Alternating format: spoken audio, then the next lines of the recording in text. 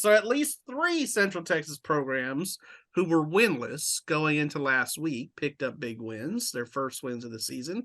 Talking about Midway, talking about Rosebud-Lott, and the Fairfield Eagles. So between those 3, who do you think has the best shot of making the playoffs? Go. I'm gonna jump in first on this one because DJ made such a good point that my talking was rendered moot last question. From everybody I've been hearing from, and granted, I don't hear a lot from Fairfield folks and Rosebud-Lott folks, but I go to church with a lot of Midway folks, and what I've been hearing from them and from you, Brice, as well, is that this is a different Midway team than the ones that have struggled in the past few seasons, and so.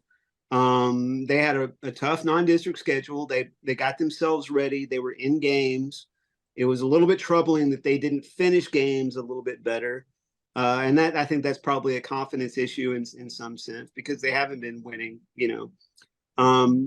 But a good way to start district. And some games where they're playing teams that maybe aren't quite as good as the teams they've already played. Now, one thing I want to correct that we touched on last week that maybe we were a little bit off on, Pflugerville-Weiss is ranked and looks pretty good. So yeah, they're definitely the front runner. They're the one team in that district that I think is like, okay, they're the good team. I mean, but I think some other teams like Temple and Harker Heights that have been good have come back down to earth for sure. Temple is just bleeding points this year on defense. And Harker Heights lost some really good players, including Rashawn Sanford, who's at Houston, who I guess Chad will get to see maybe on Saturday against Texas Tech. But yeah, so they Harker Heights, that was their best season ever in school history last season. So those teams have come back to earth. I think that does open the door for Midway, but let's see what DJ has to say. Which of these 3 do you think? Well, Midway for sure has been, right on the cusp of, being better than what we've seen them be. I don't think Rosebud-Lott was all that bad last year. No, they were in the playoffs. Yeah, they were in the playoffs. And I mean, obviously they kind of struggled up to start the season. They got a freshman quarterback, but then to come back and beat Crawford, who, as Levi Caraway has mentioned, is not as good as they have been.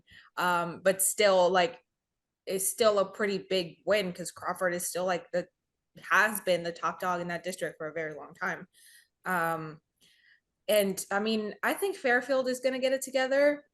There are a few other teams in that district that are also struggling. I mean, Mejia started off 0-5 2 years in a row. Obviously Camp and Eustace, we never really hear about a lot. But if I had to say, I'd have to agree that Midway, I feel like, is on its way to being, a playoff team. Yeah, I think there's a chance for all 3 of these teams to be in the playoffs, honestly. But if you're saying who has the best chance, I'm actually going to go with Rosebud-Lott, mainly just because they have been there. They were there last year, and Jamarquise Johnson, big time playmaker for them. Now, we had the 8-2A coaches on last week. I do feel like that's a pretty competitive district. Maybe not top to bottom, but at least 1 through 6, I would say.